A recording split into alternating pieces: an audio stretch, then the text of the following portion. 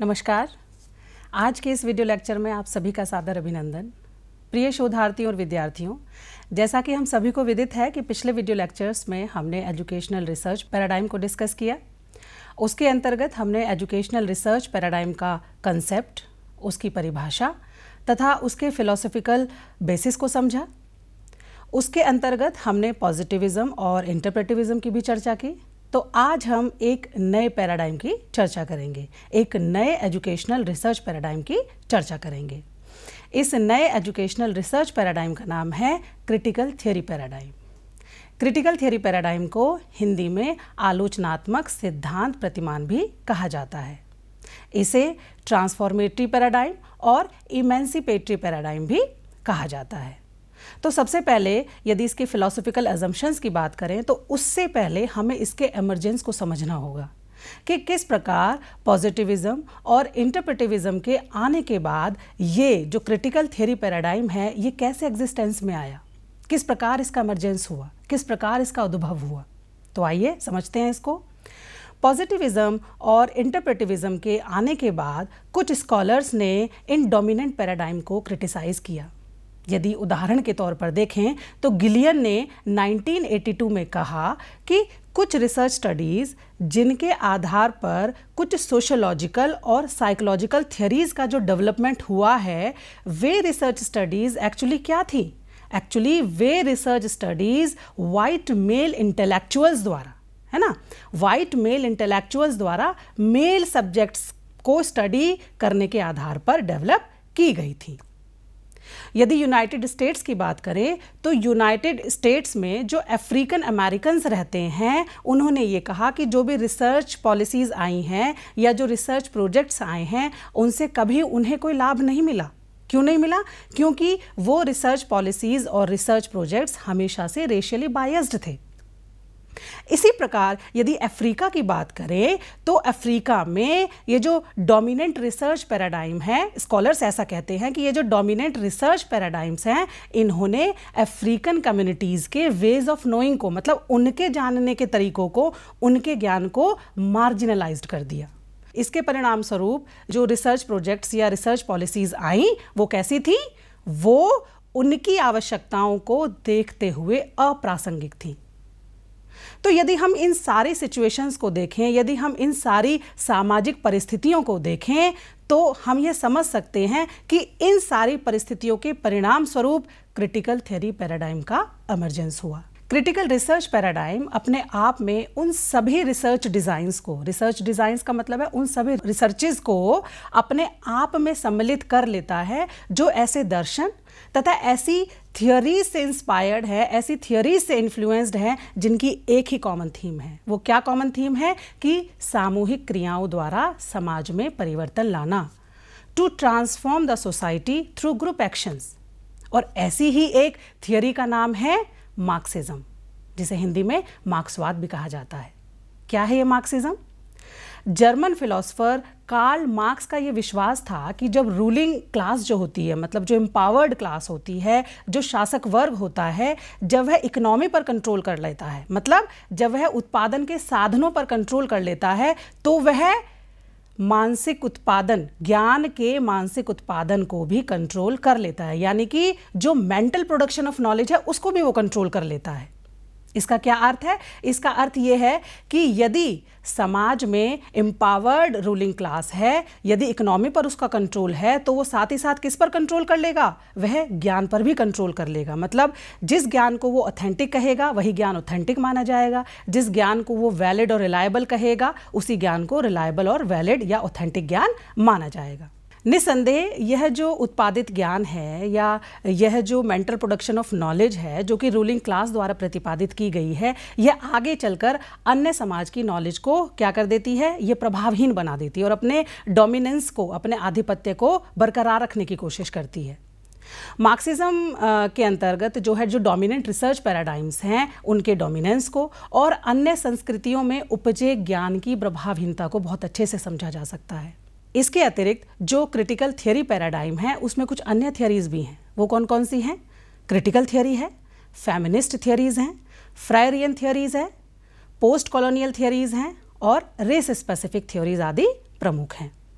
अब यदि हमने इसके इमरजेंस की बात की है तो यहाँ पर फ्रैंकफर्ट स्कूल का जिक्र करना ज़रूरी होगा, क्योंकि ये जो क्रिटिकल थियरी पैराडाइम है इसकी जो रूट्स हैं, इसकी जो जड़ें हैं वो फ्रैंकफर्ट स्कूल से रिलेटेड है। कैसे रिलेटेड है? फ्रैंकफर्ट स्कूल जो है वो 1923 में इस्टेब्लिश हुआ था। कहाँ पे? ये गोएथे यूनिवर्सिटी जो जर्मनी में है वहाँ पर ये शुरू हुआ था, और यहाँ पर जो कुछ स्कॉलर्स थे उन्होंने सबने मिलकर क्रिटिकल थियरी को एमर्ज किया। इसमें यदि इसके अनुसार कुछ स्कॉलर्स की बात करें, इस फ्रैंकफर्ट स्कूल में किन स्कॉलर्स ने पार्टिसिपेट किया या किन स्कॉलर्स ने मिलकर इस थियरी को जनरेट किया, तो उसमें प्रमुख हैं आपके हेबरमेस के अलावा जो हैं इसमें प्रमुख है आपके मैक्स हॉर्खीमर, हर्बर्ट मर्क्यूज और वाल्टर बेंजामिन। इसके अलावा भी इसमें बहुत सारे जो है जनरेशन वाइज, फर्स्ट जनरेशन में, सेकेंड जनरेशन में और थर्ड जनरेशन में अलग अलग स्कॉलर्स उत्पन्न हुए। अब हम बात करेंगे इस एजुकेशनल रिसर्च पैराडाइम के उद्देश्य की। मतलब इस क्रिटिकल थियरी पैराडाइम का जो उद्देश्य है वो एजुकेशनल रिसर्च में क्या पर्पस है, क्या उद्देश्य है?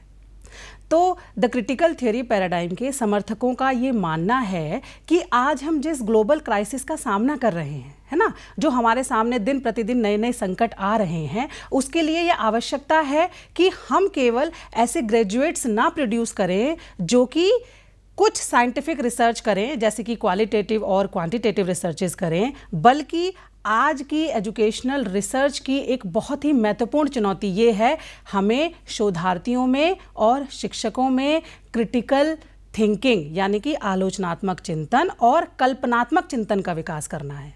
क्यों करना है? जिससे वो एम्पावर हो सके, मेंटली एम्पावर हो सके, सशक्त हो सके। क्यों सशक्त हो सके?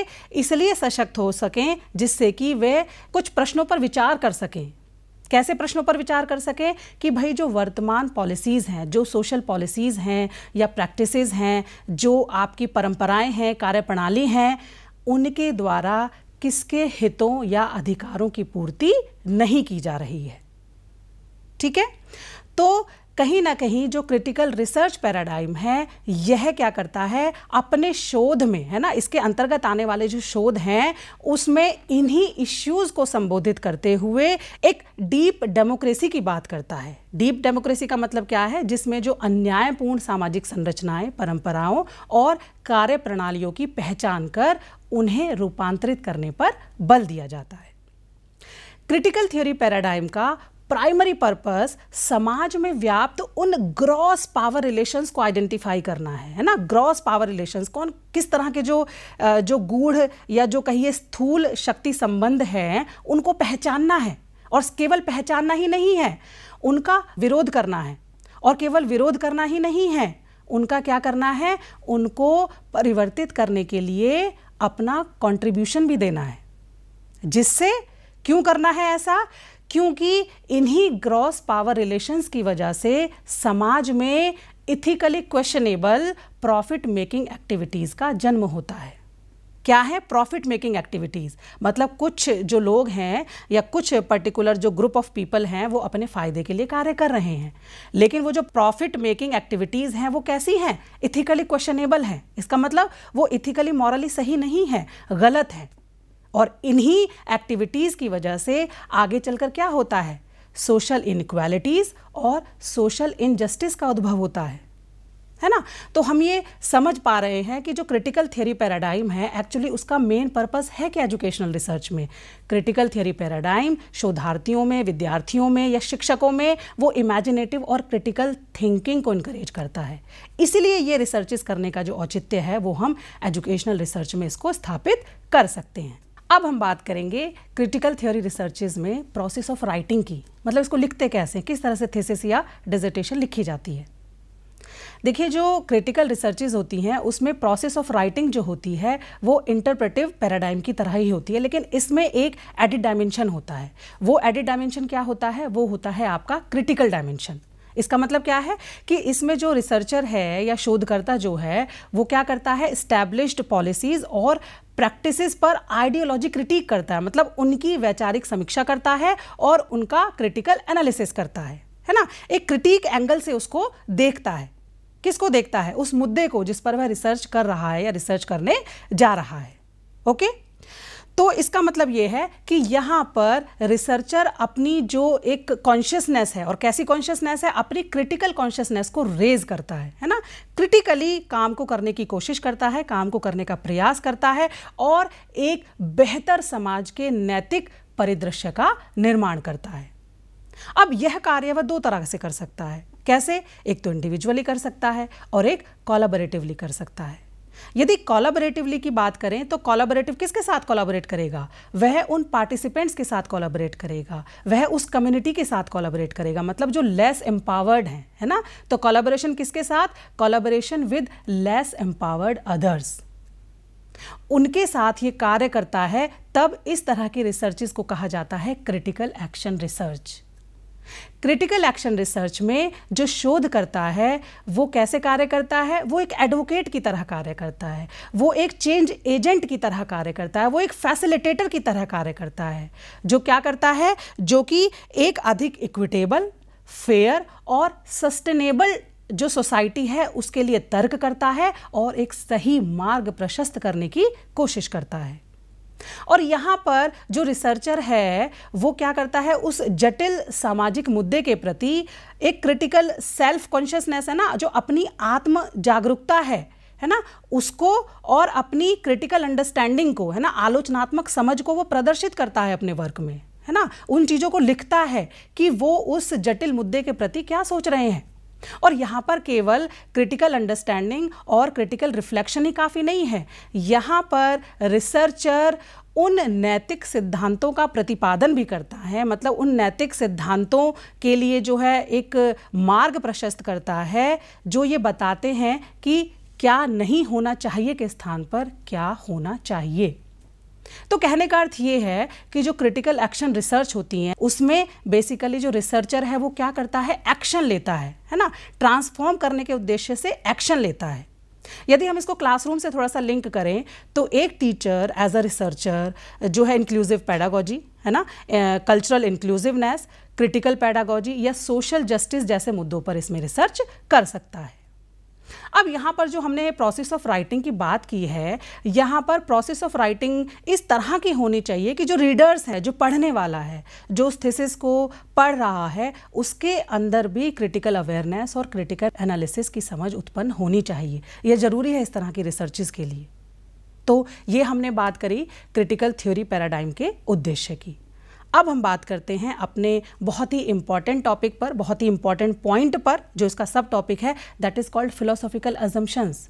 क्योंकि इससे पहले के जो हमारे लेक्चर्स थे उसमें हमने क्या किया था? हर एक पैराडाइम को ऑन्टोलॉजिकली, एपिस्टेमोलॉजिकली और एक्सियोलॉजिकली समझा था, क्योंकि वहीं से हमारी जो कंसेप्चुअल अंडरस्टैंडिंग है वो क्लियर होती है कि आखिर इस एजुकेशनल रिसर्च पैराडाइम में क्या है। क्या है का मतलब क्या है कि ये ऑन्टोलॉजी नेचर ऑफ रियलिटी को कैसे परसीव करता है ना, नेचर ऑफ नॉलेज को कैसे परसीव करता है, और जो वैल्यूज़ हैं, वैल्यू लेडन है या वैल्यू फ्री है, वैल्यू को किस प्रकार से परसीव करता है। तो आइए हम बात करते हैं अब इसके फिलोसॉफिकल अजम्पशंस के बारे में। तो सबसे पहले हम बात करेंगे इसकी ऑन्टोलॉजी की। तो यदि इसकी ऑन्टोलॉजी देखें, यदि इसकी नेचर ऑफ रियलिटी देखें इस रिसर्च पैराडाइम की, तो वो क्या है? तो रियलिटी के आधार पर यह रिसर्च पैराडाइम कहता है कि देयर आर मल्टीपल रियलिटीज़, और वो मल्टीपल रियलिटीज़ कैसी हैं? सोशली कंस्ट्रक्टेड हैं। और सोशली कंस्ट्रक्टेड जो मल्टीपल रियलिटीज़ हैं वो कैसी हैं? वो कॉन्स्टेंटली चेंजिंग हैं, लगातार बदल रही हैं। अभी हमने देखा था ना कि मार्क्सिज्म क्या बता रहा था? मार्क्सिज्म यही बता रहा था ना कि जो ग्रुप या जो कम्युनिटी पावर में है उसी के अकॉर्डिंग जो है नॉलेज प्रोड्यूस होती है। वही ग्रुप जो है वह नॉलेज की ऑथेंटिसिटी को, वैलिडिटी को या उसकी जो रिलायबिलिटी को इस्टेब्लिश करता है। तो यहाँ यही बात है कि मल्टीपल रियलिटीज़ हैं, वो सोशली कंस्ट्रक्टेड हैं और कैसी हैं? वो लगातार चेंज हो रही हैं, लगातार परिवर्तित हो रही हैं। अब यदि हम इसको थोड़ा सा कंपेयर करेंगे, क्योंकि कहीं ना कहीं जो पिछले हमने दो पैराडाइम्स पढ़े हैं, पैराडाइम जो समझे हैं, उसमें कहीं ना कहीं थोड़ा सा सिमिलैरिटी भी है और थोड़ा सा कुछ डिफरेंस भी है। क्या डिफरेंस है इसमें? देखिए, इंटरप्रेटिव पैराडाइम में भी हमने ये बात कही थी कि वहाँ पर भी मल्टीपल रियलिटीज़ हैं और वो कैसी हैं? सोशली कंस्ट्रक्टेड हैं।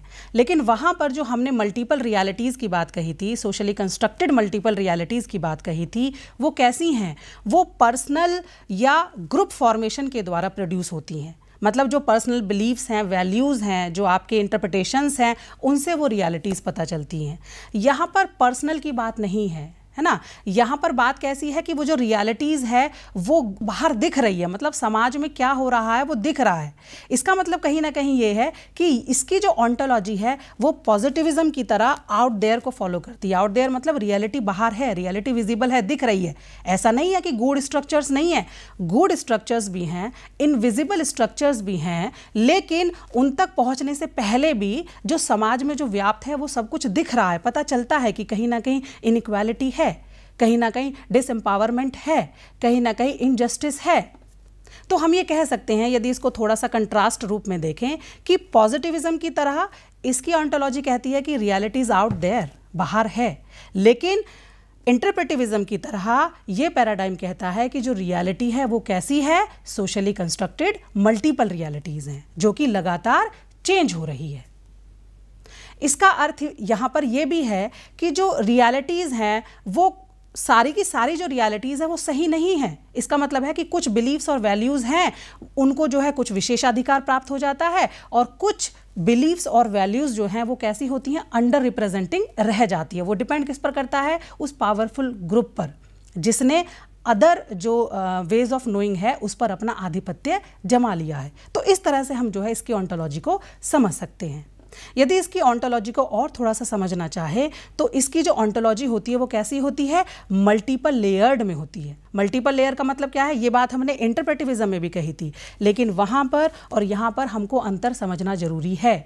वहाँ की जो रियलिटी थी वो आउट देयर नहीं थी, वो बाहर नहीं थी, लेकिन यहाँ की जो रियलिटी है वो कहीं ना कहीं हमें बाहर दिखती है, विजिबल है। हालांकि गुड स्ट्रक्चर्स हैं, उस तक हम बाद में जाएंगे, लेकिन यहाँ पर सुपरफिशियली हम ये पता लगा लेते हैं कि कहीं ना कहीं कुछ ना कुछ प्रॉब्लम है। अभी जो हमने बात की कि मल्टीपल रियलिटीज़ हैं और सोशली कंस्ट्रक्टेड हैं, कॉन्स्टेंटली चेंजिंग भी हैं, तो इसका अर्थ ये है कि कहीं ना कहीं जो रियलिटी है वो बहुत सारे फैक्टर से शेप होती है, और मोस्ट इम्पॉर्टेंटली किससे शेप्ड होती है, वो पावर बेस्ड रिलेशन से शेप होती है। तो कौन कौन से ऐसे फैक्टर्स हैं जो रियलिटी को प्रभावित करते हैं? वे फैक्टर्स हो सकते हैं हमारे सामाजिक, आर्थिक, राजनीतिक, सांस्कृतिक, एथनिक, है ना, लैंगिक यानी कि जेंडर बेस्ड जो फैक्टर्स होते हैं, और पावर बेस्ड जो रिलेशंस होते हैं या पावर बेस्ड जो फैक्टर्स होते हैं, वो सभी के सभी ये सारी चीज़ें मिलकर रियलिटी को प्रभावित करते हैं।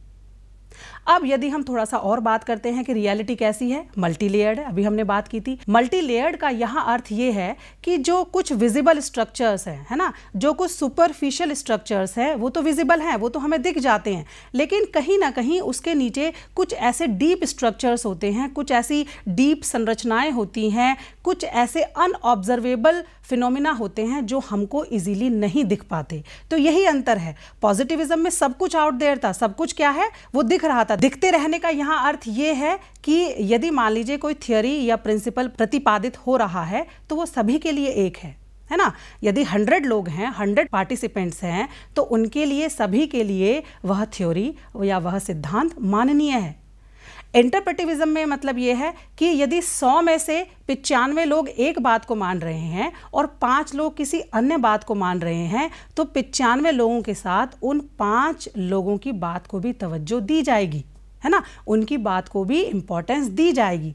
लेकिन यहाँ पर क्या है, यहाँ पर 100 में से 95 लोग एक बात कह रहे हैं, 5 लोग एक बात कह रहे हैं, तो यहाँ पर यह डिसाइड किया जाएगा कि वो जो 95 लोग बात कह रहे हैं क्या वो सही है, या जो 5% लोग हैं वो जो बात कह रहे हैं वो सही है। और वो कैसे निर्धारित होगा, वो समाज में उनकी पोजीशन से निर्धारित होगा, है ना। वो पावर बेस्ड और फैक्टर्स हैं, जो सोशल फैक्टर्स हैं, इकोनॉमिकल फैक्टर्स हैं, पॉलिटिकल फैक्टर्स हैं। इन सारे फैक्टर्स को देखते हुए यह पता लगाया जाएगा कि वो 5% लोग सही हैं या वो 95% लोग सही है। क्योंकि हो सकता है यदि वो 5% लोग सही हैं, उन पर जो है कैसे हैं वो एम्पावर्ड लोग हैं, है ना, वो रूलिंग क्लास है। तो वहाँ पर उल्टा हो गया ना क्योंकि इंटरप्रेटिविज्म तो कहीं ना कहीं सभी को अपने घेरे में लेता है, सभी 100 व्यक्तियों की बात को इंपॉर्टेंस देता है। लेकिन जो पॉजिटिविज्म है वो क्या करता है, जैसे हम सिग्निफिकेंट लेवल देखते हैं तो उसमें क्या करते हैं, हम 95% पर देखते हैं ना, तो यदि मान लीजिए 5% एरर आ भी रही है तो हम उसको बाई चांस मान लेते हैं। यहाँ पर बाई चांस का और एक जो पर्सनल बिलीव्स और वैल्यूज़ का इतना ज़्यादा एक महत्वपूर्ण कंसेप्ट नहीं है। यहाँ पर कंसेप्ट ये होता है कि क्या सही है क्या गलत है, वह डिसाइड होगा पावर बेस्ड रिलेशंस के आधार पर, और केवल पावर बेस्ड रिलेशंस ही नहीं, उसके अलावा जो अभी हमने फैक्टर्स की बात की है उन सभी के आधार पर यह तय किया जाता है कि रियलिटी आखिर है क्या, रियलिटी का नेचर है क्या। अब यदि हम इस रियलिटी को थोड़ा सा और जानना चाहें तो जो सोशल रियलिटी है अकॉर्डिंग टू दिस पैराडाइम, जो सोशल रियलिटी है वो कैसी है, हिस्टोरिकली बाउंड है। हिस्टोरिकली बाउंड का मतलब है कि रियलिटी का हिस्ट्री से कुछ ना कुछ कनेक्शन है ना। यदि हम हिस्टोरिकल ओरिएंटेशन को देखें, है ना, उस कम्युनिटी को या उस समाज के हिस्टोरिकल ओरिएंटेशन को देखें कि भाई इतिहास इसका कैसा रहा है, किस किस तरह से ये डेवलप होता आया है, और कुछ सामाजिक सिद्धांतों की सहायता ले, तो वो जो डीप रूटेड जो रियलिटी है उसको अनमास्क किया जा सकता है ना, उसका पता लगाया जा सकता है। तो ये जो सारी बातें थी ये थी हमारी ऑन्टोलॉजी के बारे में। अब हम बात करेंगे इसकी एपिस्टेमोलॉजी पर। एपिस्टेमोलॉजी मतलब हमने पहले ही बताया था क्या है, nature of knowledge, construction of knowledge और वैलिडिटी ऑफ नॉलेज से ताल्लुकात रखती है। तो यदि हम इसमें बात करते हैं सबसे पहले क्या, नेचर ऑफ नॉलेज, है ना, कि ज्ञान की प्रकृति कैसी है, तो क्रिटिकल थियरी पैराडाइम ये कहता है कि ज्ञान वह है जो डायलेक्टिकल अंडरस्टैंडिंग या हम कह सकते हैं लॉजिकल अंडरस्टैंडिंग से प्रोड्यूस होता है, और ऐसी लॉजिकल अंडरस्टैंडिंग से प्रोड्यूस होता है जिसमें आलोचनात्मकता का पुट हो, आलोचनात्मकता का समावेशन होना चाहिए उस ज्ञान में। जैसा हमारे सामने ज्ञान परोसा गया हमें उसी ज्ञान को ऐसे ही एक्सेप्ट नहीं करना है ना, उसके ऊपर जो है हमें क्रिटिकली थिंक करना है, अवेयरनेस लानी है कि कितना ये सही है कितना ये सही नहीं है, या जो नहीं है उसकी जगह क्या होना चाहिए। तो हम ये कह सकते हैं कि समालोचनात्मकता का जो भाव है वह रिसर्चर के अंदर होना चाहिए। अब इसमें बात करेंगे हम कंस्ट्रक्शन ऑफ नॉलेज की, है ना, कि वो जो ज्ञान है वो कंस्ट्रक्ट कैसे हो रहा है? तो कंस्ट्रक्शन ऑफ नॉलेज के अंतर्गत हम ये देखते हैं कि knowledge is constructed from the participants frame of references, कि जो नॉलेज है वो कैसे कंस्ट्रक्ट हो रही है, पार्टिसिपेंट्स के फ्रेम ऑफ रेफरेंसेस से, है ना, उनके संदर्भ से। तो यहाँ पर ये जो फ्रेम ऑफ रेफरेंसेस है इसका क्या मतलब है, इसका मतलब यहाँ पर ये है कि जो नॉलेज है वो कैसे प्रोड्यूस हो रही है, वह पार्टिसिपेंट्स की ओपिनियन, उनके पोजीशन, है ना, सोशल पोजीशन उनकी क्या है, उनके कॉन्टेक्स्ट और उनके जो डिसाइडिंग क्राइटेरिया है ना, किस आधार पर जिस स्थिति में वो हैं, जिस पोजीशन में वो हैं, वो किस आधार पर तय की गई है, इन सभी के आधार पर जो है नॉलेज ऑफ कंस्ट्रक्शन होता है ना, या कंस्ट्रक्शन ऑफ नॉलेज होता है। अब यदि और इसकी बात करें वैलिडिटी ऑफ नॉलेज की, तो अकॉर्डिंग टू दिस पैराडाइम ये कहते हैं कि ट्रू नॉलेज वह है जो लोगों को सशक्त बना सके, है ना, एम्पावर्ड कर सके, है ना। क्यों एम्पावर्ड कर सके, जिससे कि जो शोधार्थी हैं या जो शिक्षक हैं वह क्या कर सके, लोगों के जो जीवन जीने का ढंग है या उनके जीवन जीने की जो कला है उसको वो अच्छी प्रकार से, मतलब भले प्रकार से, पॉजिटिव वे में उसको परिवर्तित कर सके। तो यहाँ पर कहने का अर्थ क्या है कि वैलिडिटी ऑफ नॉलेज, सही ज्ञान वह है जो लोगों के जीवन को और उनके रहन सहन के ढंग को परिवर्तित कर सके। अब बात करते हैं एक्सियोलॉजी की, यानी कि मूल्य मीमांसा। जैसा कि हम सभी जानते हैं कि मूल्य मीमांसा किससे डील करती है, मूल्य मीमांसा का मतलब है कि क्या जो पर्सन की वैल्यूज़ और बिलीव्स हैं क्या वो उसको अफेक्ट करते हैं, है ना, किसको, रिसर्च को, या नहीं करते हैं। तो कहने का अर्थ यहाँ पर यह है कि जो एथिक्स और वैल्यूज़ हैं, है ना, क्या वो रिसर्च को गवर्न करते हैं या नहीं करते हैं। तो यहाँ पर सीधी सी बात है, जब हम बहुत सारी बातें कर रहे हैं तो कहीं ना कहीं रिसर्चर की वैल्यूज़ और बिलीव्स का तो रियलिटी पर फ़र्क पड़ता ही है, प्रभाव पड़ता ही है, साथ ही साथ समाज में रहने वाले विभिन्न वर्गों का, है ना, उनकी सोच का, उनके विश्वास का भी रियलिटी पर प्रभाव पड़ता है। यहाँ पर जो रिसर्चर है वो रिसर्च को एक मॉरल और पॉलिटिकल एक्टिविटी के रूप में देखता है ना, और एक वैल्यू पोजीशन को होल्ड करके रखता है। मतलब जब वो रिसर्च करेगा तो एक वैल्यू को दिमाग में रखकर उसी के सहारे वो उस शोध कार्य को संपन्न करता है, और वो लगातार उस वैल्यू पर रिफ्लेक्ट भी करता रहता है कि क्या जो वैल्यू स्टैंस मैंने लिया है क्या वो सही है, कहीं ऐसा तो नहीं है कि जिनके अधिकारों के लिए या जिनके हितों के लिए मैं ये जो रिसर्च कर रहा हूँ या मैं जो कुछ नए नैतिक सिद्धांतों का प्रतिपादन करने जा रही हूँ या जा रहा हूँ ये सही नहीं है ना। क्रिटिकली उनको एग्जामिन करता है, वो उन पर रिफ्लेक्ट भी करता है। और बेसिकली इसमें जो वैल्यूज़ की हम बात कर रहे हैं, बेसिकली जो 3-4 वैल्यूज़ हैं जिन पर जो है रिसर्चर वो फोकस करता है, वो कौन कौन सी है? एक तो है रिस्पेक्ट, है ना, आदर की बात है इसमें। दूसरा है बेनिफिसेंस, यानी परोपकार को ध्यान रखते हुए इसमें रिसर्च की जाती हैं। और तीसरा है प्रमोशन ऑफ सोशल जस्टिस, यानी कि सामाजिक न्याय को बढ़ावा देना। तो इस तरह से 3-4 या अधिक वैल्यूज़ भी हो सकती हैं, लेकिन वो कैसी होनी चाहिए वैल्यूज़? वो इथिकली एक्सेप्टेबल होनी चाहिए, वो इथिक्स पे बेस्ड होनी चाहिए, है ना। उनके आधार पर जो है रिसर्चर एक वैल्यू स्टैंस लेता है और उसको कमिट करता है। अब यदि हम थोड़ी सी और वैल्यूज़ की यदि बात करें तो इंटरप्रेटिविज्म की तरह यहाँ पर हर किसी की वैल्यू पोजीशंस को सही नहीं माना जाता। हमने भी डिस्कस किया था कि इंटरप्रेटिविज्म में तो सब सही हैं, 100 के 100 लोग सही हैं। 100 के 100 लोग सही होने का मतलब है कि सबके बिलीव्स और वैल्यूज़ को हम एक्सेप्ट कर रहे हैं। लेकिन यहाँ पर क्या है, यहाँ पर सभी के वैल्यू पोजीशंस को एक्सेप्ट नहीं किया जाता रिसर्चर द्वारा। क्यों नहीं किया जाता? क्योंकि रिसर्चर यह तय करता है उनकी सोशल पोजीशन को देख करके कि किसकी वैल्यू पोजीशन सही है और किसकी वैल्यू पोजीशन सही नहीं है ना। उसके आधार पर ही वह उनकी वैल्यू पोजीशन को एक्सेप्ट करता है या रिजेक्ट करता है। अब हम बात करेंगे इसकी मेथोडोलॉजी पर। जैसा कि हमने पिछले पैराडाइम्स में जो हमारा पॉजिटिविस्टिक पैराडाइम था और जो इंटरप्रेटिव पैराडाइम था उसमें हमने कैसे किया था, पहले फिलोसॉफिकल अजम्पशंस को डिस्कस किया, फिर मेथोडोलॉजी को, फिर रिसर्च डिज़ाइन को और सबसे लास्ट में डेटा गैदरिंग इंस्ट्रूमेंट को। तो यहाँ पर भी अभी हमने फिलोसॉफिकल अजम्पशंस को डिस्कस किया, अब हम बात करते हैं इसकी मेथोडोलॉजी पर। तो यदि क्रिटिकल थ्योरी पैराडाइम को देखा जाए तो क्रिटिकल थ्योरी पैराडाइम के अंतर्गत मेनली, है ना, मुख्य रूप से क्वालिटेटिव रिसर्चेस की तरह ही रिसर्च की जाती है। यानी कि जो यहाँ पर जो मेथोडोलॉजी है वो किसके समरूप होती है, वो क्वालिटेटिव रिसर्चेस के समरूप होती है। लेकिन यदि आवश्यकता पड़े तो शोधकर्ता यहाँ पर क्वांटिटेटिव मेथोडोलॉजी को भी साथ में अडॉप्ट कर सकता है। तो कहने का अर्थ ये है कि यहाँ पर कुछ स्कॉलर्स ने तर्क भी दिया था कि यहाँ पर मिक्स्ड मेथड मेथोडोलॉजी को यूज़ किया जाना चाहिए, क्योंकि कहीं ना कहीं मिक्स्ड मेथड में क्या होता है, आपके पास एक जो है एक पूरे जो है बल्क रूप में आपके पास डेटा होता है जिसमें आप क्वालिटेटिव डायलॉग भी इस्टेब्लिश कर पाते हो और साथ ही साथ आपके पास में जो है फैक्ट्स हैं या पूरा जो डेटा इन्फॉर्मेशन है वो भी आपके पास होती है। तो यहाँ पर हम ये कह सकते हैं मेथोडोलॉजी के रूप में द क्रिटिकल थ्योरी पैराडाइम के अंतर्गत मिक्स्ड मेथड मेथोडोलॉजी का यूज़ किया जाता है। अब बात करते हैं रिसर्च डिज़ाइन की।